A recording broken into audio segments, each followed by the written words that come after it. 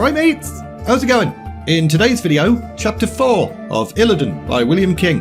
Maiev almost does something really stupid, so let's go! It took Maiev and her watchers quite a while to ride back to Hellfire Peninsula, despite the fact that they were riding at great speed. As far as Maiev was concerned, it was worth risking saddle sores and exhaustion if they could catch Illidan unawares. They didn't need Akama.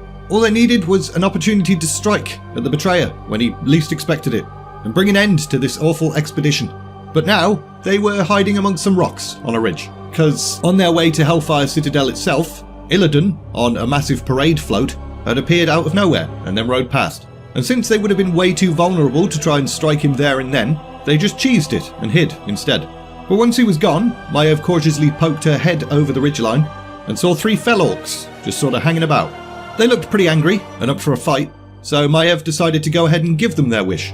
She used Blink to completely and instantly close the gap between herself and the fell orcs, and in one stroke took the largest of the 3's head off. She then drove her Umbra Crescent through the second one, tripped the third one over, and sliced its throat. And all of this happened within about 3 seconds. The warden then gestured to the rest of her troops to come on down, and that was that, onwards to Hellfire Citadel. The citadel itself looked as if it had been built to accommodate an army of giants. It was immense, made of red rock and the bones of creatures that must have been as big as mountains or something, and it was saturated in magic. Even from this distance, Maiev could sense its evil. But, despite all of that, her focus was not on the keep, it was on the massive procession making its way down the road towards the citadel. Tens of thousands of fell orcs marched, and up front, a mass of blood elves, with Prince Kel'Thas leading them, and an enormous chariot drawn by at least 20 cleft hoof, which had been muzzled and blinded to prevent them from losing their shit.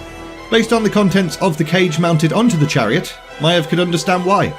It contained the Pit Lord Magtheridon, and also, atop the chariot, with wings spread and hands on his hips, stood Illidan Stormrage, looking really pleased with himself. Enjoy your moment of triumph, betrayer. It will be your last. But what the bloody hell were their options? The sun would soon go down. That would give them an advantage. She could order her peeps to provide cover while she rushed the betrayer. One swift stroke and she could take his head.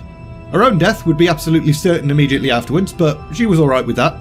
Her lips even curved into a smile as she imagined Illidan's silky hair beneath her fingers and the drip drip drip of blood coming out of his severed neck. Ah, it wouldn't even be that difficult. She could use Blink again. It only has a 15-second cooldown after all.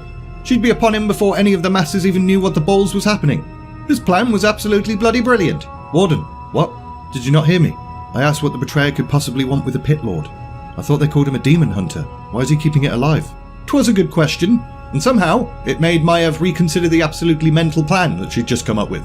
She'd been on the verge of ordering an attack, but what if something had gone wrong? What if Illidan had somehow managed to escape, again, and they were left to face this entire army? She then focused on the actual question her lieutenant had asked. What did Illidan plan to do with a captured Pit Lord? A sacrifice, maybe. A warning. Who knows what goes through the mind of that maniac? But why would he want to sacrifice Magtheridon? What could he possibly gain from it? How should I know? Well, you always told me a hunter must understand her prey. Sarius, who was currently in his cat form, let out a little growl and scratched at Maiev's right arm. And at first she was like, what bloody hell did you do that for? Until she realised what the druid was actually trying to tell her. Illidan and all of his troops now seemed to be looking directly towards them. There was no way they'd be able to see them at this distance, but it was still a little bit unnerving. So they rolled away from the edge of the ridge and crept down slope. Maiev then studied her troops. Anindra was currently flexing the fingers of her blade hand, which was something she always did when she was extremely nervous. Sarius had reverted back to normal, and he was frowning, and the rest of them looked very pale and sweaty. They were all terrified, and that was just outrageous. They were supposed to be watchers, chosen for their courage and steadiness in the face of danger. They'd seen countless horrors, and yet now they seemed just about ready to give up and cheese it. We can't win here. Maiev wrestled with her anger before slowly allowing the idea to seep into her mind that maybe they were right. So she closed her eyes and offered up a prayer to Elune, whilst her followers stared at her, eagerly awaiting her response. No, we cannot win here. Some looked pleased, some looked astonished, but Maiev hadn't finished talking. We cannot win here now. That does not mean that the betrayer is safe from us forever. If we are to return home with our heads held high, we must arrive with the betrayer or his corpse. If we do not, our people will think of us as betrayers. You've seen what's happening here. Illidan is amassing an army. I will not allow him to escape the consequences of his deeds, and I will do so even if I must go alone. Maiev let those words sink in before continuing with what can only be described as emotional blackmail. All of you swore an oath to follow me. The question you must ask yourselves is, will you remain true to your oaths, or will you be like him? Are you faithless, or are you true daughters and sons of Elune? I want no one with me who will flinch when the moment of truth comes. So make your choice. Some of them couldn't even make eye contact with Maiev. A few of them even looked away. But the Warden was proud to see that most of them met her gaze with renewed determination. I am with you. And I. One by one, the rest of the Watchers pledged loyalty, even the ones that had seemed reluctant. To be honest, they probably just didn't want to be left alone in this god-awful alien place. What now, Warden Shadowsong? We must find allies. Someone braver than Akama. Someone willing to act sooner rather than later.